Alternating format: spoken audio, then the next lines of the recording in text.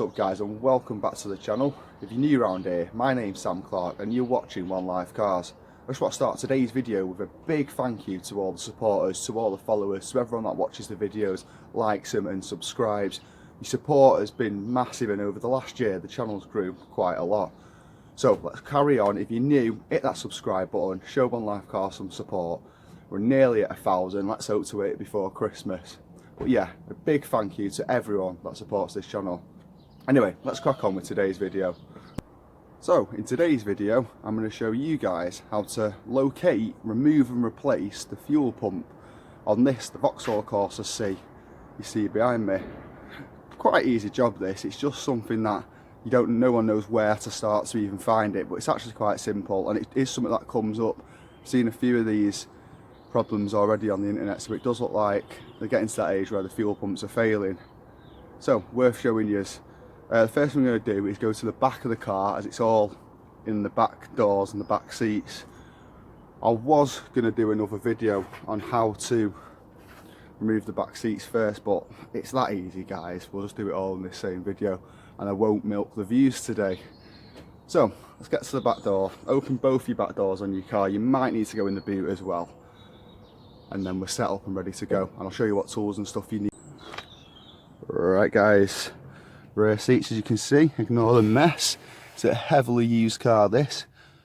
So first things first, when your seat's in all the way back position, you should be able to literally stick your hand somewhere here and pull the bottom up. If that's the right way around. Yeah, it is. This bit comes up first. Now, I'm good with engines, but I'm not with things like this, so if I'm wrong and this is the wrong way around to take out this bottom bit, let me know in the comments, because I'm not actually quite sure. That does, oh yeah, that's it. So that pulls up, it's on like a hinge, a lever. You pull this bit up and it sort of slides towards you as you do this, but it's broke on this, so it's just going to come completely off, like so. And that's that. You don't even need to put the back down, because all we need to access this circle here. So for those of you who don't know, underneath the rear seats of pretty much every car out there is the fuel tank. Yeah, dead good to know that, isn't it? I wish I didn't tell you. So the big tank of explosive fuel is right underneath the back seats. Think about that next time you're bombing it with the kids in the back. And as you can see here, if I pull this flap out of the way and keep it out of the way, it reveals this. Now, this is just a cover. I think this will just pop up with a flat screwdriver, and underneath this is an access point to the tank and the pump itself. So we'll pop this off. I'll confirm how to get this off the safest possible way in a second, and then it should just be a case of unbolting the fuel pump and pulling it out, disconnecting any electricals. It's not a hard job, it's just one of them which gets your head scratching as to where even is it. So let's have a look at this. Pop it up, see what we've got underneath. Right guys, so first thing you got to do, get a flat screwdriver underneath this. Pops off dead easy. Obviously I've already done it, but even still it just clips straight off. It's just a piece of plastic.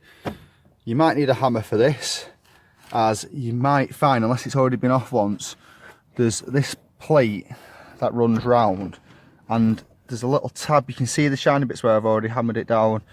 There's a little tab on each of these to stop it from spinning. It just sort of locks it in place, because this has probably never been off before. So I just got a flat screwdriver and a hammer and just flattened each tab, and then you can put your screwdriver sort of like that and send the whole plate that way. Just give it a knock with the hammer and it will twist out. It's just this outside plate that will come loose. That's how to loosen the sort of the top of the pump housing, so you can pull it up and out. But the two lines and the electrical connection get in the way of that. So the first thing you want to do is disconnect both of these pipes and your electrical connection.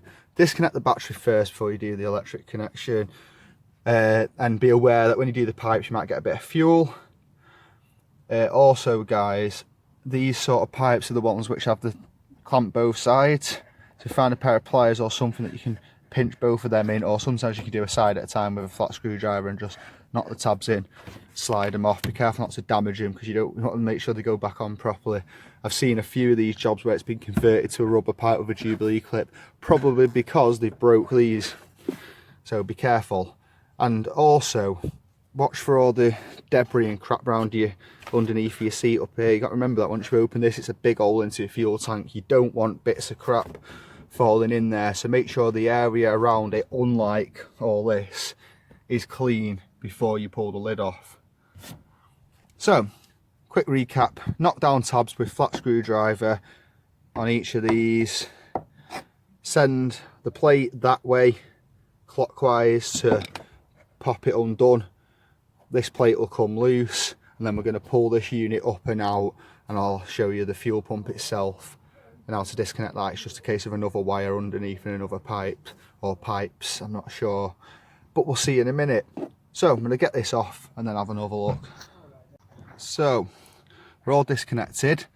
These tabs are a bit awkward. I had to proper knock down every single one of them and prise them a bit loose to get it off. It was a bit awkward, but we got there. The pipes let out a lot more fuel than you expect. It sort of trickles out for 30 seconds when you first do it because of the pressure, so make sure you've got a couple of towels handy or something. So I've managed to get fuel all over the place. Now the car stinks of it, so be prepared for that. But anyway, now this ring's loose, so that'll just pull out the way once you've disconnected your pipes and your electrics. Like so. It's just a locking ring that locks it all into place. And now you can pull the unit itself out. Now these pipes and that are in the way, so try and sort of tuck them to each side first. And you will reveal, as you can see here, a couple of pipes, and at the very bottom of the tank, the fuel pump itself. So at this point, if you'd actually taken the fuel pump out to replace it, you're going to want to undo these two electrical connections here and take the pipes off the back of the housing, or off straight off the pump itself, whatever you find easier, just to disconnect all this bit from the pump. Once you've done that, you can pull the pump back out the tank itself, and then it's just a case of slotting your new pump into the bottom and connecting these pipes back up and any wires. Just be careful in general. Remember, you know, you're dealing around petrol and petrol vapours, so don't sort of light a cigarette or anything while you're stood here. And try not to let any crap drop back into the tank. So let's say now you just drop your new pump in. You're going to connect these pipes back up to the back of the housing itself. Clip your wires back in. There'll be new wires on the new pump ready to just clip back in there. And then it's just a case of sitting this back down. Make sure the pipe's tucked under so you don't trap a pipe or the electric connections. This is a lot easier than I'm making it look with two hands, but obviously I'm filming with the other hand. Get these pipes out of the way, and then that'll sit back in place with a bit of fiddling.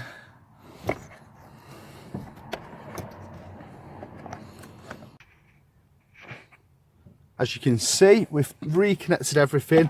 What I've done is I've just bent a couple of the little tabs back rather than doing them all, just so I know it's not going to go anywhere. Put the pipes back on, make sure the clip's in properly. Before I put this cover and all the seat back on, I'm going to start the car up now. Make sure there's no leaks or anything, everything's working as it should. So let's have a look at that. I don't know if you can hear that, but that is the sound of the fuel pump ticking away, all working nice. There's no drips or anything, no leaks, all is good.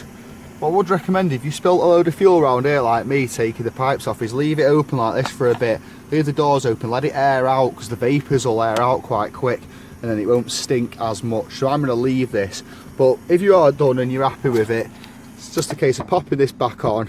You notice the sound goes straight away, and then getting your seat back on and working this out where the seat clips in. It's not even worth doing a video on, it's just an annoying little mechanism, just basically a bar in the seat that clips into these so it can hinge off. But yeah, you'll get it back on. And that is how to remove and replace the fuel filter on the Vauxhall Corsa C. Guys, I hope you found this video useful. If you did and you're new to the channel, hit that subscribe button and give it a like if you did like the video. Nearly at 1,000 subs, so if you're new, hit that subscribe button. Let's get there, guys. But anyway, thanks for watching, and until next time, my name's Sam Clark. You're watching One Life Cars. Peace.